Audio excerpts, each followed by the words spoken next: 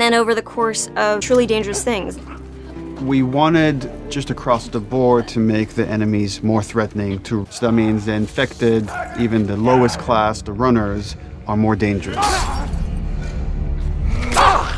All of our characters, right, and making them all equal. Ellie, as we saw in the first game, is incredibly capable, but this is a world where you need to be capable to survive, and we want a hardened character. She knows how to use a gun, she knows how to stealth, she knows how to kill a clicker as well as Ellie.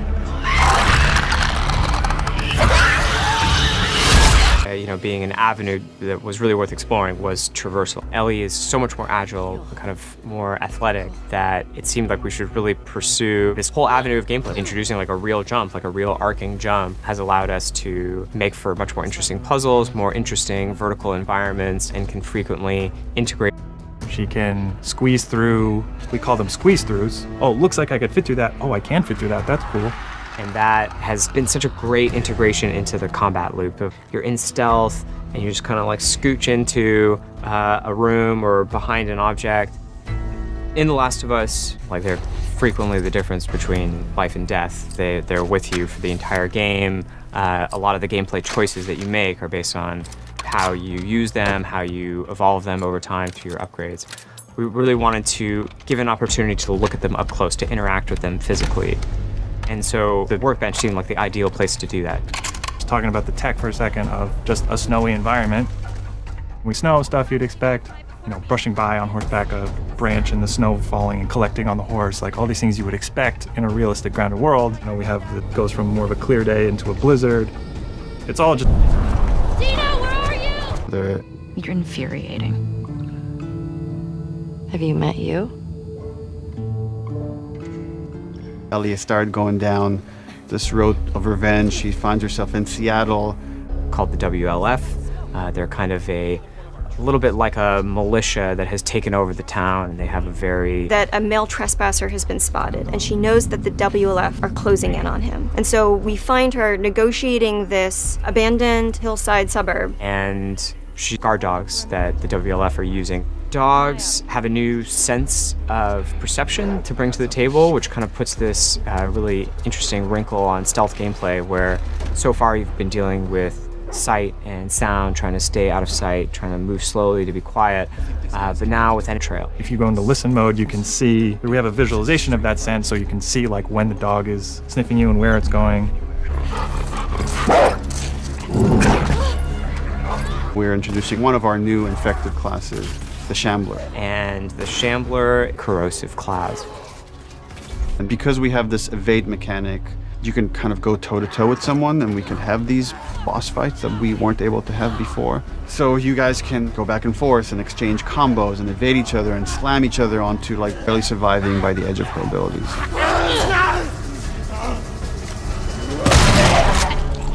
So for The Last of Us 2, for the first time in the game, you're able to learn entirely new crafting recipes just via the upgrade system. These are abilities that make your character feel really different. You are really able to pursue the playstyle of your choice and kind of make the Ellie that you're playing. Experience to be something where it's a balanced stealth experience where you have a lot of tools to aid. You can entirely stealth past everyone. Got something. We'll look into it. And then the other big thing we did, they communicate a lot more between each other. Their AI is much more sophisticated. We rewrote most of the systems for this game. So much of this game is you make violence feel impactful to the player. You can't stop this. Enemies have names. So when you're going around and you shoot someone, you might hear someone yell their butt, just their behavior. What is it? Someone took him out! We got something.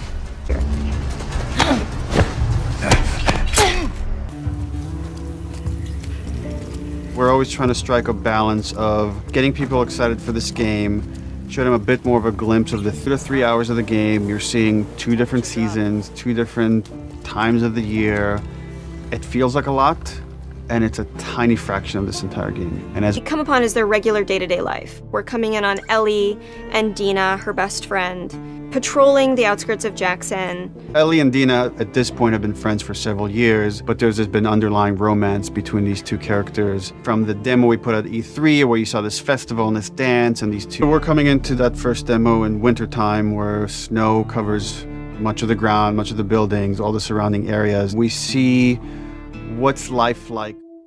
Scale of 1 to 10. How would you rate our kiss from last night?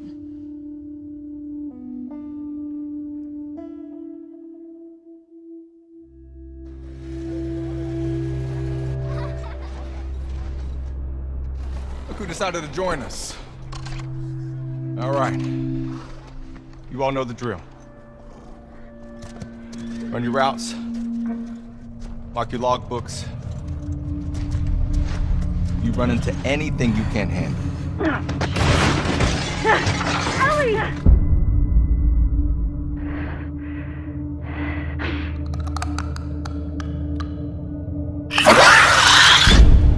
You come back.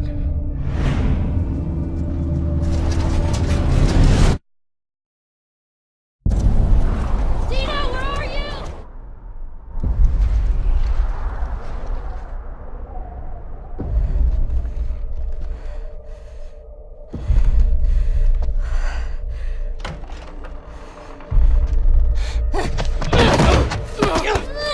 Get off me!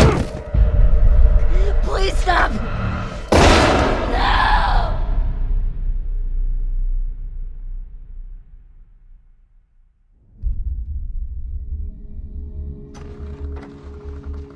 Tommy, I have to finish it. You have no idea what you're walking into. What are you doing? You don't know how large that group is, how armed. I don't care.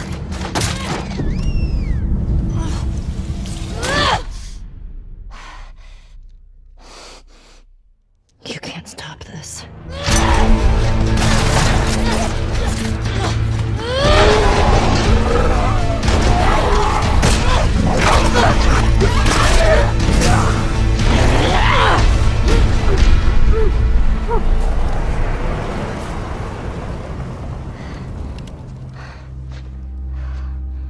What the hell are you doing here? You think I'd let you do this on your own?